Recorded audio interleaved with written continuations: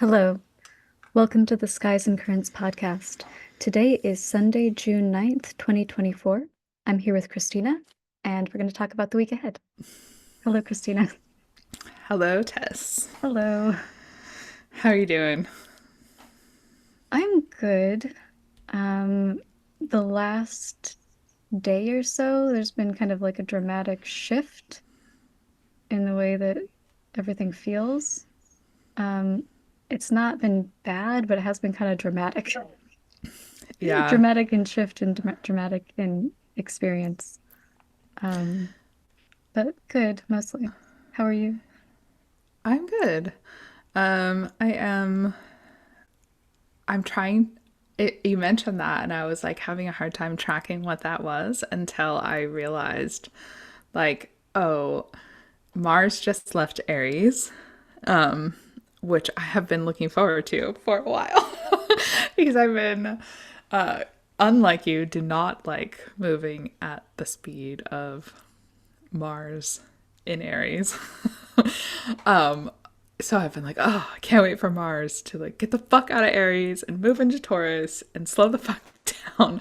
Like I've been looking forward to this for a long time, but somehow it didn't really occur to me that the shift of Mars into Taurus would first square Pluto, and sort of like what we talked about this way back in the day when Pluto first ingressed into Aquarius.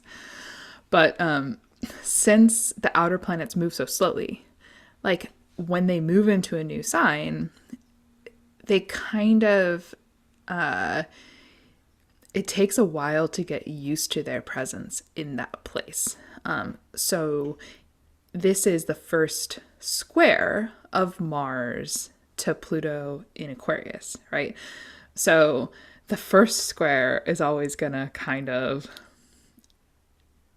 not just contain the same friction that any square, contains, but it's also going to be like the introductory square, So there's like kind of like an extra charge to it in a way. And yeah, like I woke up. So this Mars transition happened yesterday, so Saturday. And I know in your house it was a little bit crazy um, for a number Yes. of reasons. Tess is like, the sky is cracking open. It was, we had, so the first thing that happened is I discovered that my son had chipped one of his teeth, Oh, and he's had a history of a lot of just different dental stuff. So I was like, okay, well, this is the beginning of a new dental yeah, journey for him, a new wave. a Yeah, new wave of it. So there was like that, and I was trying to um, kind of not get swept away in like the trauma of the prior experiences and just be like, you know yeah. what, we're gonna move forward. We're in a new place. We're gonna make it happen. And then at like 10:30, my daughter kind of like, I guess, like broke her nail a little bit, and then it kind of like cracked beneath the quick, and she's panicking. She's almost 6.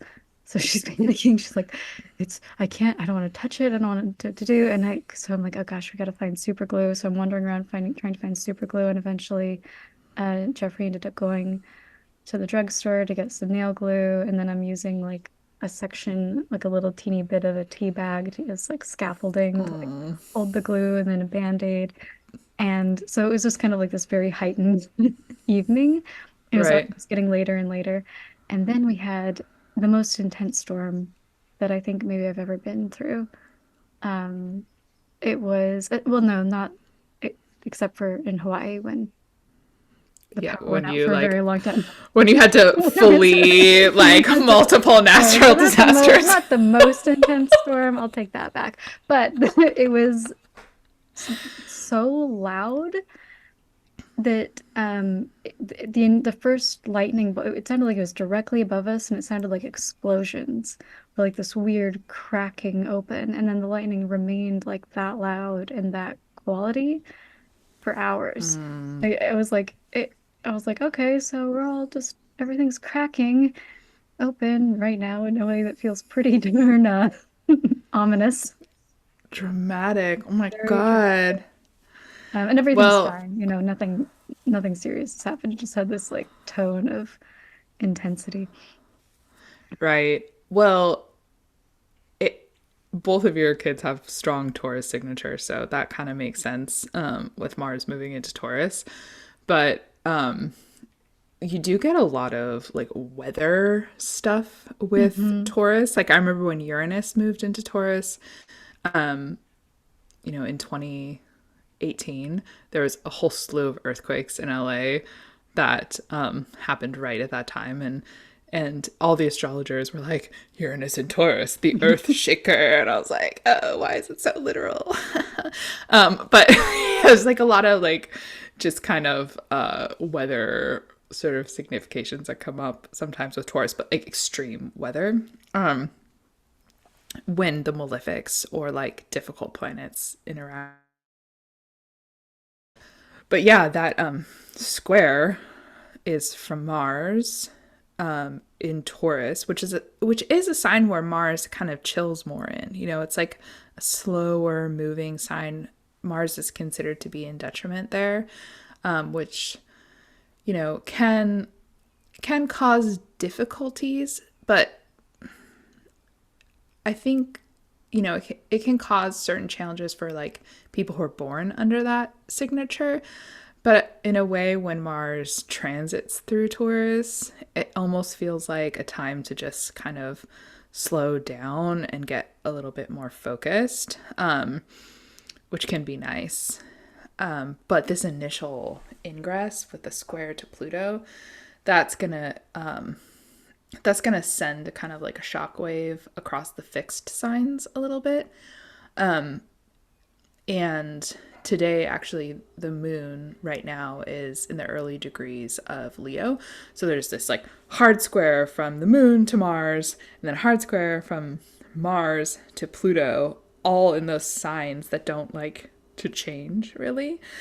So whenever you get like a really frictive aspect across those signs, it's uncomfortable because it's like, you know, Aquarius, our most fixed mental ideas, hitting Mars in Taurus, our most fixed embodied necessities or desires.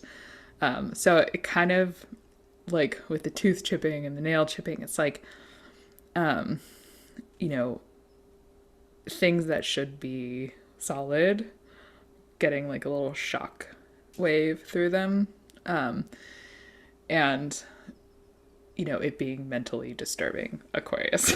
like, um, so, which is also something that resonates in my household this morning. Like, I just woke up to a shit show that I don't want to go into on the podcast, but I was Sure, just sure. like, what the fuck is going on? Like, I don't, like, what is this, Hmm. Like, I was like, I thought Mars and Taurus is gonna be chilling.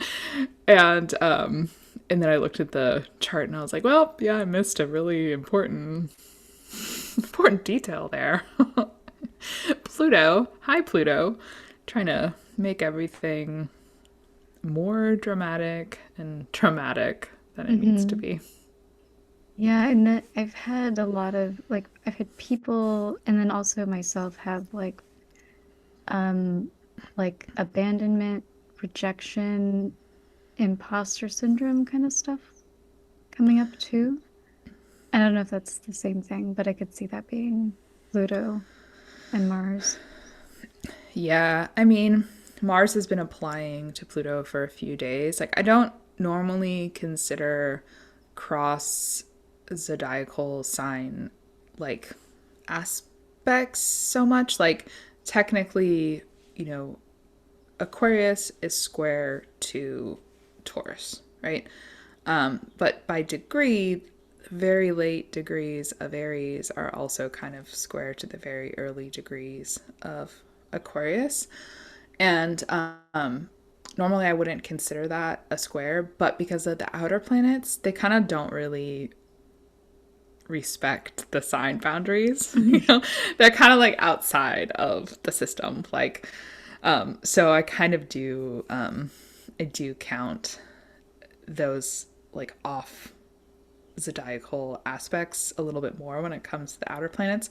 So I do think we've all been like feeling this buildup of Mars to this tense conversation with Pluto. You know, and a square is frictive. Squares sort of like are like they represent energies that are challenging to move, difficult to sort of like put into application, a feeling of stuckness, a feeling of friction. Sometimes it can be like a spark that kind of generates an idea or something, but it's hard. It's kind of like the planets are arguing, right? And if it's between the benefic planets, sometimes it can spark something nice, but when the malefics are involved, it can just feel really tense. And I think with Mars, it's like an aggravation of Plutonian trauma. So if you can imagine just Pluto as this like underworld creature that is gonna kind of like open the door to the underworld and sort of like draw our attention to these sort of themes that we don't want to look at, or the traumas, or sort of like the built up murkiness, muckiness, like bad things that are impacting us unconsciously, or difficult things are impacting us unconsciously, then yeah, like a Mars square to all of that can definitely be bringing up stuff that's having a hard time moving out. Mhm. And it doesn't help that Mars also is just coming off of a conjunction to Chiron. Mm. That's also about like wounds. So it's like all different kinds of wounds, like wounds we're aware of, wounds we're not aware of, wounds that we're semi aware of, wounds that don't feel like they're going anywhere. So yeah, it's like that more challenging narrative beneath the more visible narrative of all of the sort of planets in Gemini. So yeah, it's been an interesting and upsetting transition. Yeah, we're feeling the energy loss too from the Mars and Aries like separation, which I do think is good because there was part of me during, you know, a lot of moments in that window going like, I don't know if I can keep I don't think that this is like physically okay to be Yeah. doing this much and moving at this pace. But then it is interesting how quickly it happened. Like suddenly we're like, let's just take a nap. We're tired. Yeah. Sleep is good. That Like it just changed, which is more normal for us. We're not usually like, you know, really. racing around like yeah, I always describe Mars in, so for people who want to track this, Mars moved into Aries about 6 weeks ago, so it would have been the end of March. So what Tess and I are referencing is this sort of like 6 week period from the end of March until now, which was characterized by Mars in Aries, among many other things, but not Mars rules Aries. So he's like particularly aggressive and strong there, and quick moving and impulsive and sort of like attacks things. Like it's like kind of an attack quality instead of, you know, contemplating and making a plan. It's just like you're just going, you're jumping into it. But Rahu, who's the north node of the moon, is also present in Aries. So Mars would be like that anywhere, anyways, in Aries. But with Rahu there too, it's like you gave that guy who is already like aggressive and impulsive like a bunch of drugs. Like, here, snort this entire bag of cocaine and then go and do whatever you're gonna do. You know? So He's like, I got a lot of ideas. They're great ideas. and then Chiron's there, so like there's just also like a whole bevy of people just telling him how shitty he is, like here's a bunch of drugs, here's your, attack list, and also like you suck, we hate you, you fail at everything, Just you killing know. the vibe, killing the So rest of it's the vibe. it's been a very like time of like taking harried action to try to resolve like past sadness, but in like a very like intensely focused and sometimes like you know uh unhealthy with unhealthy methods or an extreme pace that is unsustainable. So hopefully we got some good things done. But yeah, I feel like moving into Mars moving into Taurus, which again happened yesterday, Saturday, the 8th. Yeah, it just signifies a shift, like a downshift, a massive downshift. But, in the front end of the transit, he's squaring Pluto. So it feels weird and sad and traumatic in some ways that may be obvious, in some ways that are not. But then he'll separate from Pluto over the next couple days, and then most of his transit through Taurus will probably feel less harried, more focused, hopefully slower paced. But then in July, he starts to conjoin Uranus at the final degrees. Mm. Mm. And that conjunction to Uranus, between Uranus and Mars, is July 15th. And that's on Algol. So, July 15th. Okay. So yeah. that could be kind of an intense day. Do you mind? I'm sorry. Do you mind letting me know where Uranus is in my chart? Because I'm just very curious. Because I feel like that is going to probably determine some of what that experience is going to be like. Yeah. Mm. Well, so that conjunction of Mars and Uranus on Algol on the 15th of July, that is in Taurus, which in your chart is your seventh house. So, yeah. uh, so just like, everyone you work with. Oh no. But you'll probably be fine. So, Oh, it's, that's not good. I'm I don't, sorry. no, I don't like that. Hopefully it's not too bad, but I mean it could not be bad, right? It could be like people gaining a lot of visibility or having something they've been working on kind of blow up in a positive way. That could be the case too. But I can also see how it could be really challenging. Yeah, I mean, Mars and Uranus is kind of like a wild card, right? Because Mars Mhm. could be taking a really unique or positive idea and or like ingenious idea and sort of like giving it fuel, spreading it. But it could also Mars and Uranus together can be like totally unexpected challenges or totally unexpected events coming through. Um, the the thing I'm more worried about is the fact that it's on Algol. And Algol is this like very powerful star that tends to correspond with like yeah, just like violent things in the world. So it's the star of Medusa, basically. So the beheaded Medusa. So in its worst, in the global sense or in a mundane sense, it tends to correspond with like terrorist attacks or beheadings or like buildings falling down or like these kinds of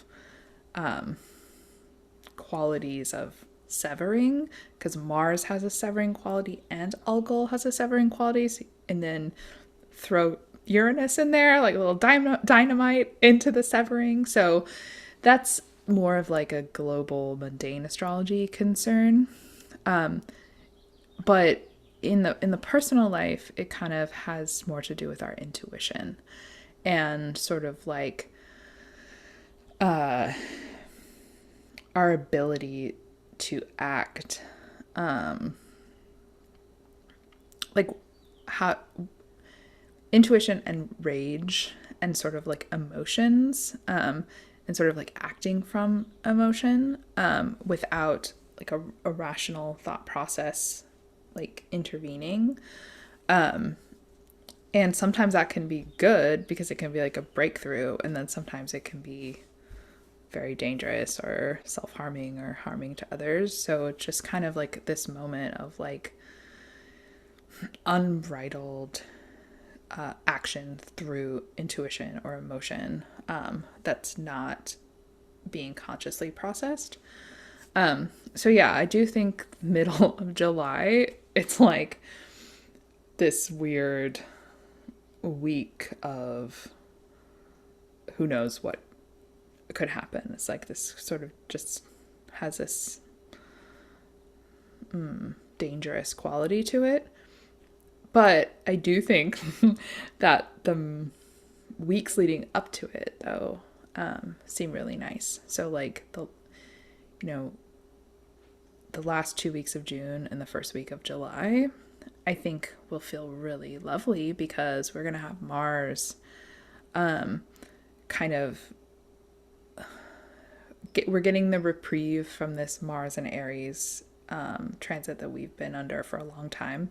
Mars slowing down, getting more focused and solid in Taurus, plus the Cancer season. So, this really, really lovely season of the Sun and Venus and Mercury all in Cancer. And this is going to be the first Cancer season that is unopposed by Pluto in like 16 years. So I think we're going to all really enjoy that time, and like almost like we're getting to know what it feels like to be in Cancer again. Like the nourishing quality of Cancer, the moons, like really being able to feel it as the zodiac sign of the moon and the mother, and receiving care and feeling nourished, and sort of like, yeah, just getting access to that lovely lunar light, that Pluto has been like really skewing for the past 16 years. So yeah, it's like I think overall, I think the transit of Mars through Taurus is going to be kind of stabilizing. We just have to get past this square to Pluto, and brace ourselves for the last part of the transit when he interacts with Uranus. I mean, it still sounds nice. It has been, I know it hasn't been easy for everyone, but there are just not a lot. It's nice how many lovely windows there are this summer. Yeah. Um, like how many opportunities there are for it to for everybody to hopefully get to have some of it. Yeah, I think that there's like something nice for everybody at some point Hmm. this late spring and summer. And yeah, I mean, if we just take a minute to kind of there's a couple things I want to do today, and I think test we don't have a ton of time, so I'll just kind of quickly give people a little orientation of what we'll probably talk about. But I was thinking we'll just look at where the and where they'll be like what's coming up this week, which shouldn't take too long. Um, and then I was also wanting to just talk a little bit about a reading that I'm offering and trying to develop, so folks can sign up for that if they want. And then tomorrow, you have your some dental work that you're getting done. Hmm. So, well, It's a second round of the tongue tie revision that you had said whatever happened mid-January, there's probably going to have to be like a revisiting of it. So in my head, even before I had talked about this with my dentist, I was like, well, probably going to have to go back in for more of that. So no, no, I was just funny because you called it. I know. I'm sorry. I always feel sad when I call Oh, things that are unpleasant. No, no, are it's not so unpleasant. it's not so bad. It's included with, in the Yeah, whole procedure, so I don't have to put any more out for it. And it wasn't so bad the first time, so I'm kind of just like, it do you is feel what it is. less nervous? Yeah, I don't feel nervous. I just feel like I'm gonna be tired. Right. And my brother is coming to town into town. So I have one brother, I have three brothers. One just moved here. One is coming into town. Nice. Well, that's gonna be really nice. It will be really nice, but I'm kind of like, but the thing I'm nervous about is the level of exhaustion that I might feel the first week. Right. But sorry, I didn't mean to derail your thought. Oh no. I just wanted to be like, you were right. You were totally right. Well, I'm glad to be right. It's sad that you have to go through another revision process, but hopefully you'll hopefully with like the warm weather and the vibes of summer will help you feel like more nourished and heal quickly. So, Mhm. but yeah. So, we'll look quickly at the week ahead and just kind of establish where we are now and what's coming up. And then I'll talk about the 12th house Yeah. readings, if that's cool. Mhm. So we are still very much in this Gemini stellium season. Like we just started off talking about how Mars moved into Taurus. So that's that transit is active through kind of like the third week of July. So we're getting used to this Mars and Taurus energy.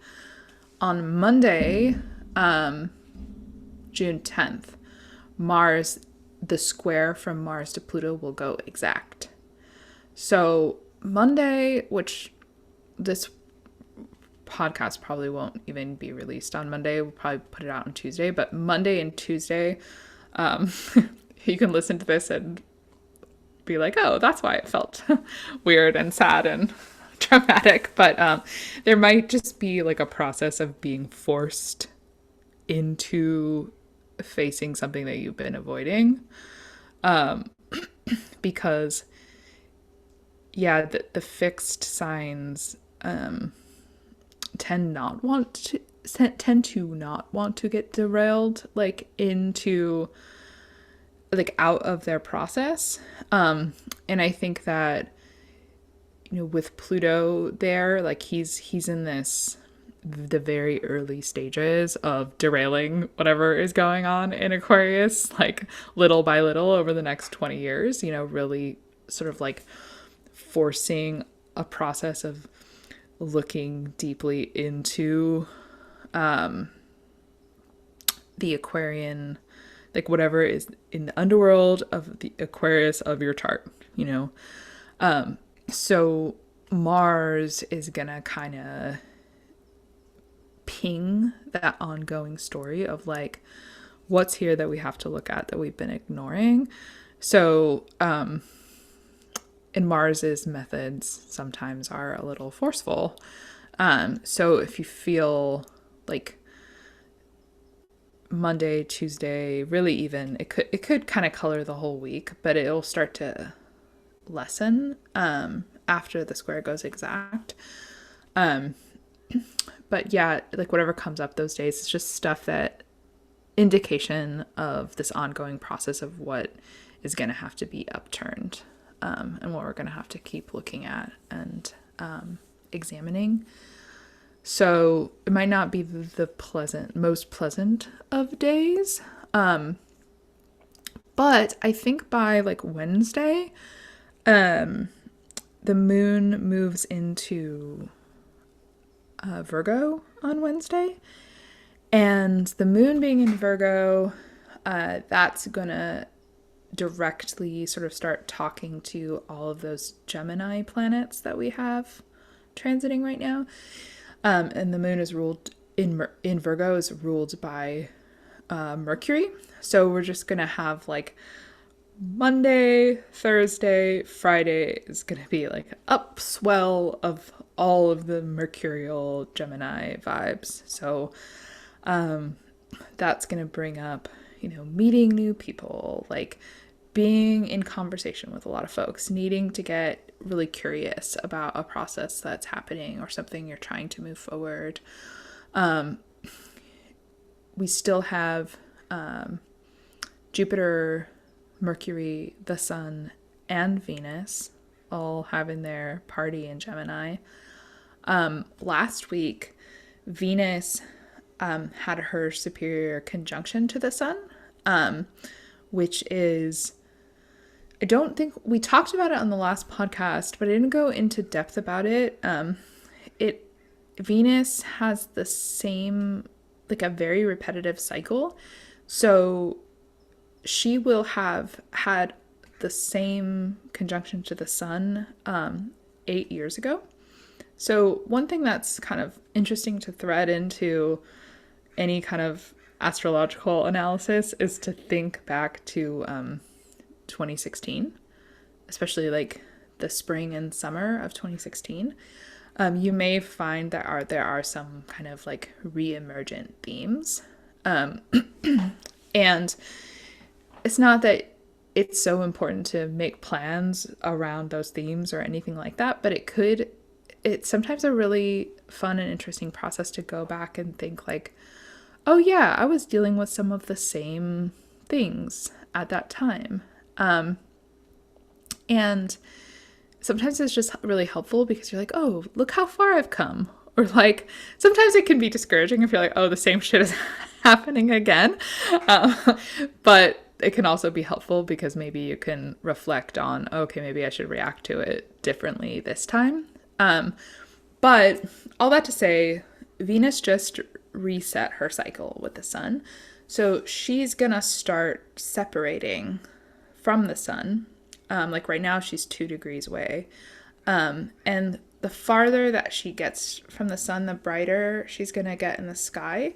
And that's actually going to be a kind of return of an externalized version of Venus, which tends to mean like a growth of access to Venusian things. So if things have been feeling like a little bit dark or a little down the last couple of days, especially in the things that Venus rules, like love, connection, art, creativity, some of that stuff is going to start feeling a little bit brighter and more clear. And,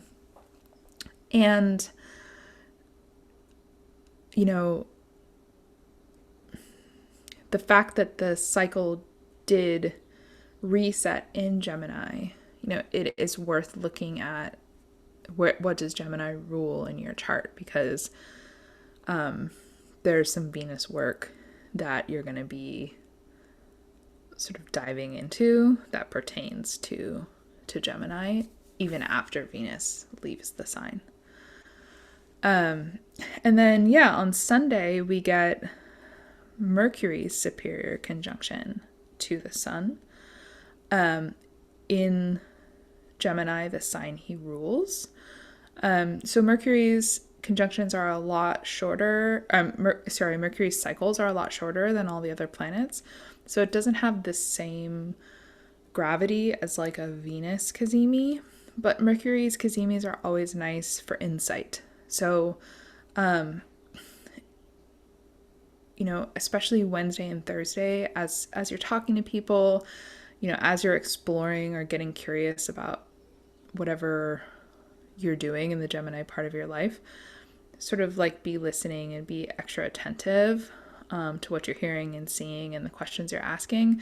And on Friday during the Mercury Cazimi, those are always good times to kind of like be looking for that aha sort of moment or that piece to come in. And this is just extra supported by the fact that Jupiter is also in Gemini. So there's extra support to take those moments of insight and then actually integrate them into something bigger, which is really nice. And points to sort of like this bigger theme that I'm really interested in for the whole year, which is this idea of like a collaboration between Jupiter and Mercury. Mercury being the kind of like detail focused information processing system, like the unemotional analytical component of the process of thinking and ideating and communicating, right? He's the one who's gonna, he or she, he is the gender, like the genderless planet.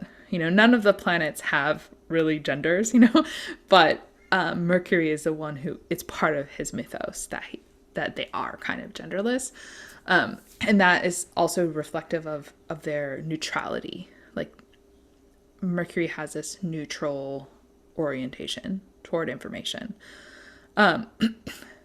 Jupiter has a totally different orientation to information. Jupiter is trying to organize information into a narrative, and into meaning and into a system that is sort of socially oriented or beneficial for your life or whatever, right? So as Jupiter transits through Mercury sign of Gemini, we're going through a process of trying to strike a balance between narration and meaning, and our more neutral approach to information processing. And I don't totally know what that means for everybody, but I do think this week especially is a place to is a good time to kind of like listen for the pieces of information that you need to integrate them into something more meaningful, but also through the neutrality and the intelligence of Jupiter or of Mercury that kind of allows us to assess information without being overly emotional or attached to it. So I don't know what your take on that is, but it's just been interesting to me to think about. For whatever reason, and I could be mistaken, it looks like for some people it's gonna be like foggy or fuzzy in their mind. Like, and maybe it's just the expansiveness is not like a mode of being that they can't really consciously like contain or hold all of. So, and that's not everybody. It's just like there's a certain group that it looks like it might just be a little bit like mentally disengaged, which could be very positive. For a lot of people, it might just be like, I don't know, I feel good. I'm just not thinking about stuff. Like, and it might just be kind of almost like if you're running loops or circuits in your mind, suddenly the space expanding and the circuits kind of like breaking down. And then people are like, I don't know, just not thinking about it. Feels It's almost okay. like you're saying, almost like it's a time to maybe disengaged from strong attachments that you have to ideas, maybe so that over the next year as Jupiter transits the sign, Jupiter creates space for like different Potential. kinds of ideas or narratives or thoughts to come in. Well, that might be more for like the second group of people that I'm seeing. I don't think that it'll be very necessarily profound or productive. But I do see like a fair amount of people just kind of like possessed by the flow. Um, I which could like be nice. that. I want to be But possessed by the flow. I know, right? Probably won't be us. But I was thinking about it because I was like, oh, that's interesting because it seems like very much the opposite of what I would guess based on what you were saying. Uh, Yeah. for whatever reason, I think there's just going to be a chunk of people that the summer vibe people, they're just going to have it's just going to be an additional fun. Oh, that's Exciting great. for them. Great for them. Yeah. But then, then for the second group of people, it might be like coming to terms with challenging news or challenging information. It might be like a much broader perspective on something, or like a lot more insight or information about something, or being willing or ready to face, like a bigger picture of something that you might have been like holding on to or attached to, and having to reorient or figure out a new way to relate to that. And in some cases, that might be like a challenge, or feel kind of sad or feel like, oh, I have lost something, right, that I was sort of holding on to. Um, Yeah. so Oh, if you know you're, what?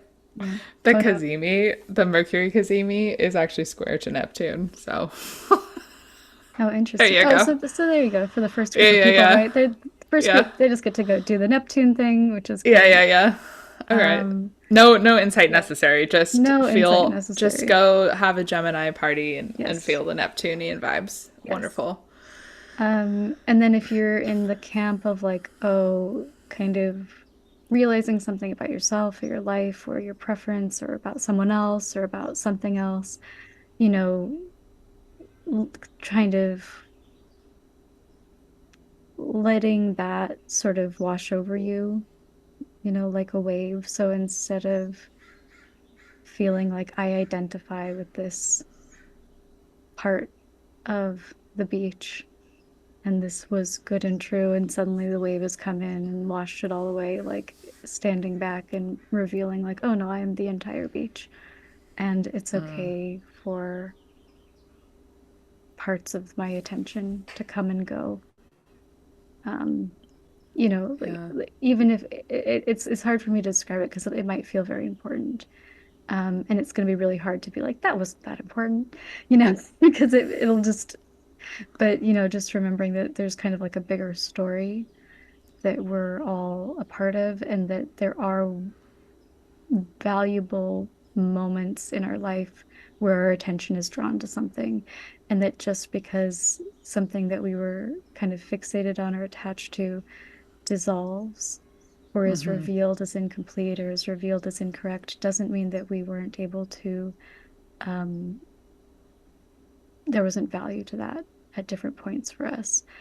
And Yeah. that part of, you know, growing and developing is a lot of uh, being kind of let down, or, having your illusions be revealed or expanded upon. And that, so, if you can think of it as like a positive sign, even if it's a hard realization, that the process itself could indicate like a jump for you in your life, or a jump for you in your process, or a jump for you in your healing. Um, Right. I think that could be really good. And then there might be and then there might be a lot of people that have really good ideas. Like suddenly, like a lot of stuff that you've been maybe trying to hold on to, or trying to like ideas that you've had bits and pieces of might suddenly like come together and make sense. Or things that you didn't know were related, like a lot of different things you've been kind of paying attention to and holding on to might suddenly come together and be like, oh, this is why I felt like all these things were important, and now that to clear what they're doing. And you might, be in the camp where you have like big ideas. Also, maybe some potential psychic openings or like psychic insight, probably because of that Neptune Square. situation. Yeah. Um, Venus is there with them too. It's like on Friday the 14th we get the Cazimi 24 degrees of Gemini, and Venus is right there at 27. So she's kind of also shining her benefic light on it, which is nice. But I sorry to interrupt you. I was no, just no, that's fine. No, no, that's great. Yeah, it's kind of like a nice window to like surf the ocean of information. yeah. I like um I really like Jupiter's transit through Gemini, even though traditionally Jupiter is considered to be weak in Gemini, I still am a big fan of this transit because I think not necessarily just next week. I think next week is like a initiatory stage of this, but throughout the whole year, I have this feeling of like, oh, okay, I feel like Jupiter is gonna help us integrate ideas in a way that we don't always have Mm. access to. Like he always kind of does that, but Gemini is just kind of like the sign of ideas, Hmm. the sign of like, let's just generate as many ideas as we can. And who cares if they mean anything or land or whatever, like we're just gonna investigate and get curious for the sake of it and for the Hmm. sake of having something to talk about and for the sake of, you know, engaging our minds. So it can be a place where there's like just a lot of information hanging out that isn't integrated, and Jupiter might help us like sort through some of that. But yeah, this week feels just like a kind of like initiatory something that is, plot point 1.5 of that Hmm. long year process. So it sounds kind of what you're saying is like some people might not be tuned into that at all and just having a great time, which awesome. I Hmm. love that for you. Some people might be having to let go of something they're attached to, that letting go feels painful, but also they're opening up into like a vaster field of possibilities. Did I understand you Hmm. correctly there? Yeah. Okay. Yeah. I think it'll be pleasant mostly. Yeah. Probably sort of satisfying or like fulfilling, even if the information is challenging. Great. That would be good. I would like that. I hope so. Um, yeah. I don't know. It's Gemini. I have Gemini in the seventh house, right? So Gemini is like other people Hmm. in my chart. Um, and I kind of have a hard time connecting to the qualities of Gemini for that reason. I think because most of the time it's other people that are taking up that mantle, you know? Hmm. I have not the strongest Mercury, I've got like a retrograde Mercury in Leo. Like it's okay, but it's not quick or high functioning or I'm not a mercurial person, but a lot of people in my life are mercurial people, and they kind of like help me stay curious and interested in a vaster array of subjects than I would naturally, be pulled into.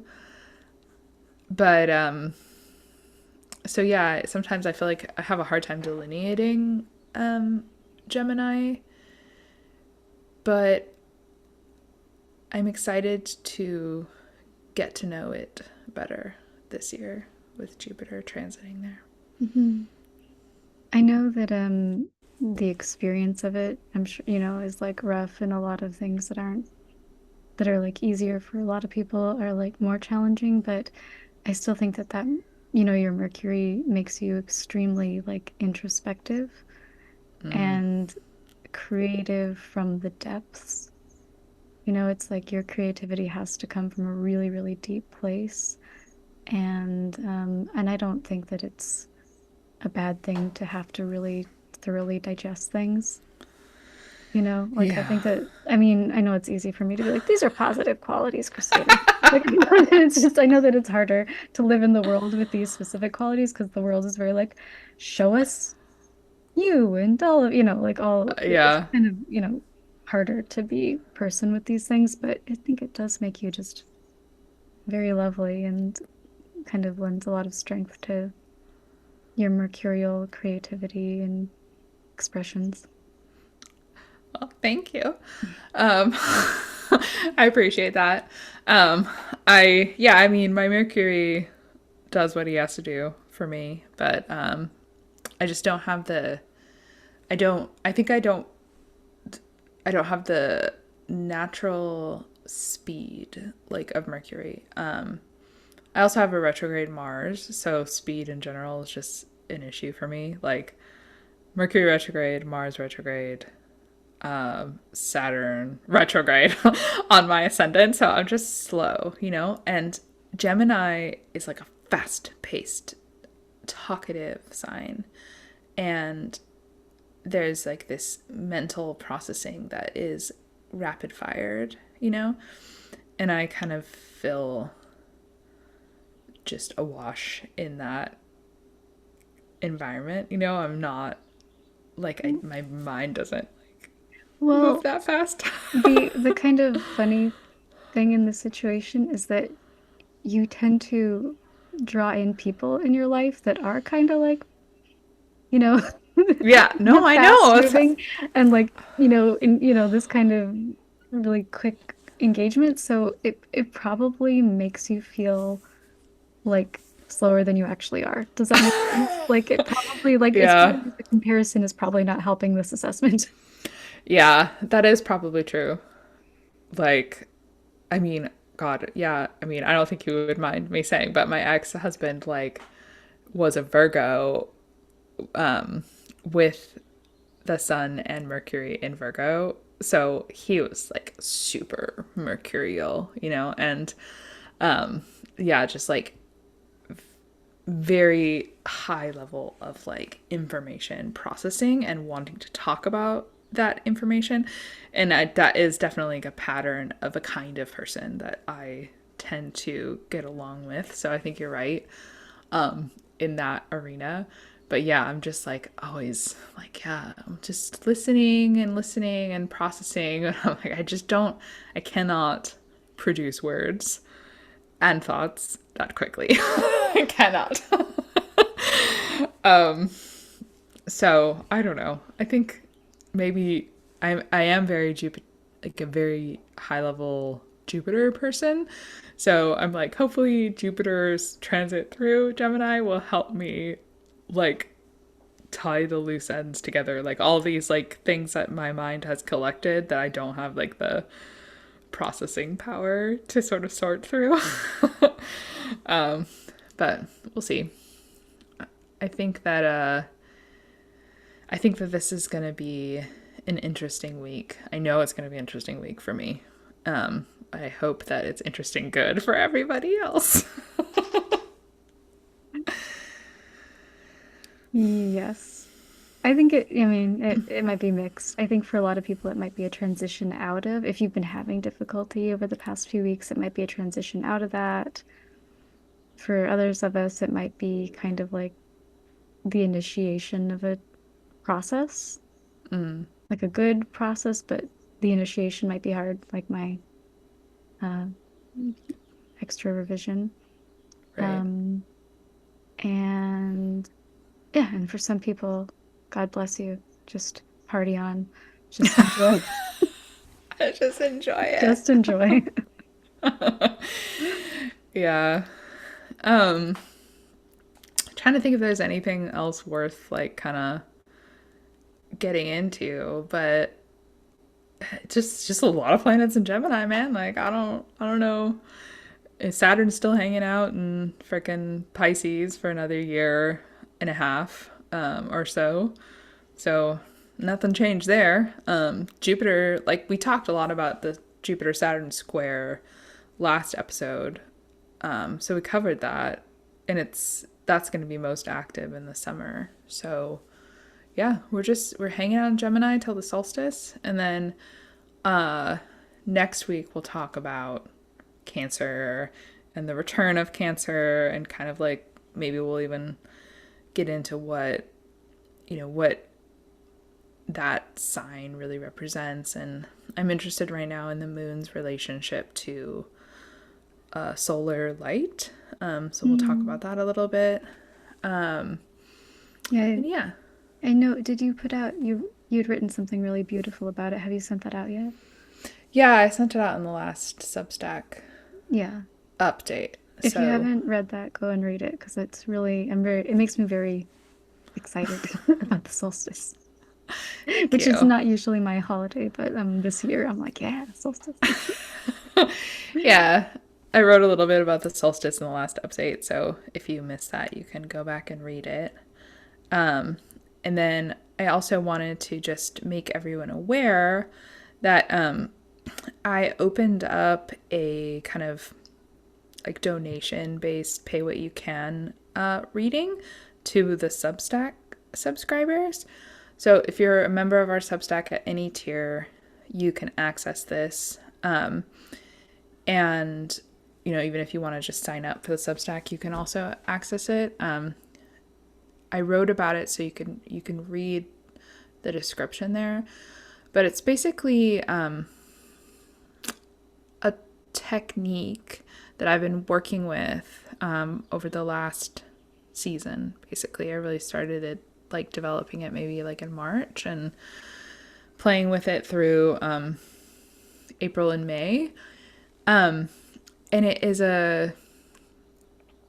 my attempt to kind of look at what the chart has to say about our unconscious or less conscious ways of relating to different subjects in our life. So it could be like stuck mental processes, it could be our reactions, it could be our traumas that we've accumulated, like all of this unconscious material that prevents us from or skews our relationship to any area of life. I wanted to kind of work with that a little bit more in the chart. And I have been studying and really deeply thinking about the 12th house for a long time. The 12th house in the chart is the house of self undoing, also considered the house of the unconscious. And it's a place where we hold a lot of the behaviors that kind of can sabotage us or sort of undo our own efforts. But it's also a place where we undo our ego. And for that reason, it's also a house of like spiritual liberation. So it's a place in the chart that has really interested me for a long time. And I started wondering if I could use an old astrological technique called derived houses, where you kind of like you skew the chart basically, and say you want to look at, you know, your siblings or your mom or your children or whatever, you would pick the house that represents that topic and treat that as the first house. And then you look at the other houses in relationship to that topic. So I thought, I wonder if I can look at look at our unconscious relationship to any topic in the chart by assessing the 12th house from that topic. So say like someone was like, I have a challenging relationship with my mom, and I'm trying to figure out what those obstacles are, or what's really happening in that part of the life. This technique would like look at the fourth house in your chart, but then also the third house as the unconscious sort of material that we're bringing to bear on that relationship with mom. And it could be literally any subject matter. It could be work. It could be family. It could be, any of the, the big topics that people are usually, really stuck on throughout the life. But it could also be something minor like, why do I have such a hard time filing my taxes every year? Why am I so afraid of that? Why can't I seem to find a rental home that I like and doesn't leak? Like any minor thing. The idea is to kind of use this technique to look at the subject externally and internally and try to find what the chart says about how your reactions and emotions and like unseen, less unconscious or less conscious accumulative material might be sort of blocking or skewing your relationship to the subject in question. So I've been practicing this with a lot of folks that I know and some clients that I know fairly well. And I'm interested in opening it to a larger group of people. So on the Substack, I I wrote a description which is similar to what I just explained, but articulated a little differently. And there's also some instructions about like if you want to do this reading with me, it's 30 minutes. It's a donation based thing, so you can just message me on Substack and we'll set up a time to do it. So anyone who's interested in that can reach out and let me know. These are, I'm really excited about these, and I know I've expressed that to you a lot. But I think it's, there's a lot of information in astrology that is just kind of like, it's valuable, and it's like a lot of it is like, are you going to do whether you do something with it or not? It just kind of is. But Yeah. this, the work that you're doing with this, it's like you you've really found a way to pinpoint some really relevant and insightful, like profound information for people. So it's really like if you've had, if you like astrological readings and you've had a bunch of them, this is one that you should come to because it's very unique and different.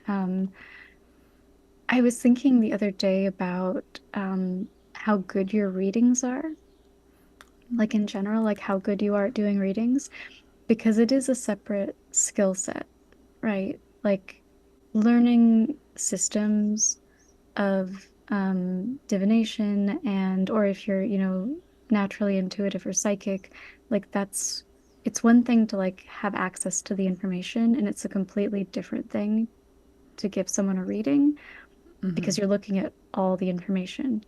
And I was like, oh, it's funny because it's the same skill set that makes you so good at documentary filmmaking, right? Yeah. Like building a story out of just A footage sea of and information. information. Yeah. And so yeah, so it's because, and a lot of documentaries don't build a story around what they're trying to say, right? Like a lot of them just sort of like present the information like it's an essay, like this is the point that we're trying to make. Here is our Yeah. data. Here is our conclusion, and that's it. And that's fine. I still like those kind of documentaries, but you have this real talent for being like, okay, but what's the theme? What's the story? What's the tone? How do we like take what is true and present that truth in a way that's very like meaningful and um kind of epic. And so, Yeah. you always bring that into your readings, which is really nice, um, and very rare. But this new technique gives you access to this like much deeper information set, which is what's additionally like very, very exciting about it. So I think for a lot of people, and I don't want to speak for, I know I haven't like been snooping on everybody that you've done this for, so I don't want to make it sound like that. But I think for a lot of people, it's going to feel almost like you're inside their head because because we all kind of operate in these different layers of ourselves, right? So what we do in the world and what we say in the world and how we're perceived in the world and the course that our life takes us is almost often, a separate experience than what we're sort of processing internally and how we're feeling about it. And, Yeah. even the sensory experiences of it, like how that is all being processed inside, um, can sometimes feel like, you know, a different, more secret part of ourselves. And so what you're doing is you're like revealing all those secrets. Yeah. And it's really, I mean, and it's exciting, to be able to have somebody else see that inside of you and also for you to be given language to articulate it, because sometimes it's things that we sort of know about ourselves, but, we can't even really talk about them or think about them a certain way. So, yeah, it's almost like I guess it's almost like if the difference between writing a novel where you can kind of hear the thoughts and the feelings of the characters versus watching a movie where you're just seeing, what The they're action. doing. And Yeah. both are great. Like, don't get me wrong, but um, yeah, I'm really, really excited about this technique. So I hope everybody will take advantage of your very generous offer to have it done by Oh, donation because it's a really special thing. thank you. Yeah, I've been enjoying working with it. I think it's really helpful. It seems to be like seamlessly integrating into my natal chart readings as well. It kind of feels a little bit like the chart is going like 3D, Hmm. in a way. Yeah. Um, and there's more I want to do with it. Like I want to add the second house. Like I want to kind of do like a set. Hmm. And I'm not quite there yet in terms of being ready to offer that, but I do feel really solid about this 12th house tool, and I think it can be applied to transits too. And it can make some transits make a little more sense, like sometimes we have like a really, a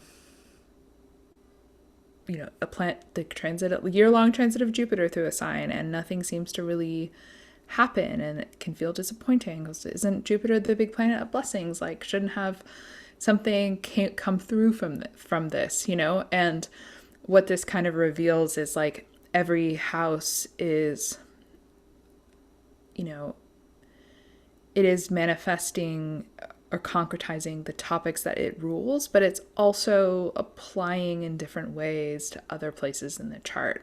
So maybe the transit of Jupiter through that the house wasn't about something concrete, but it was in preparation, to unblock obstacles for its next transit.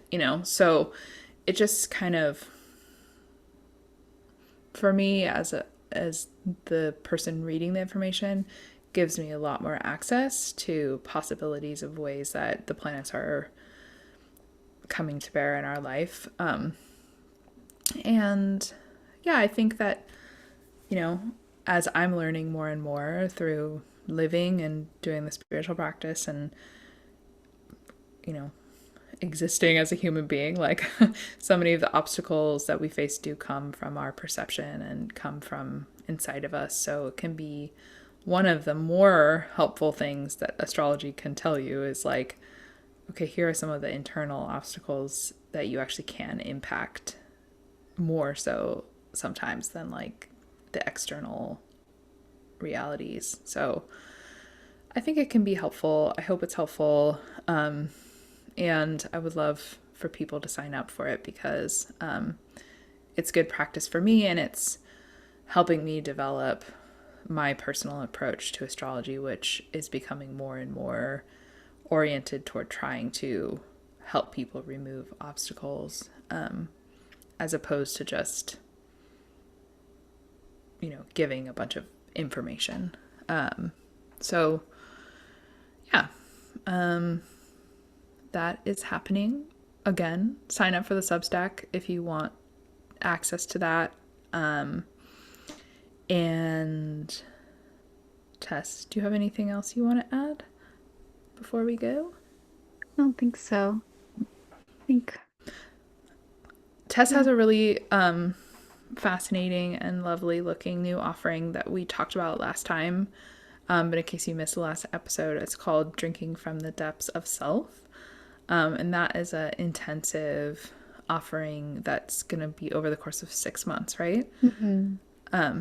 Where you basically get to work one on one with Tess or in a group setting in the fall if you want, on, yeah, just trying to access and develop and unburden the most authentic expression of who you are and sort of work together on some goals. Is that correct? Hmm.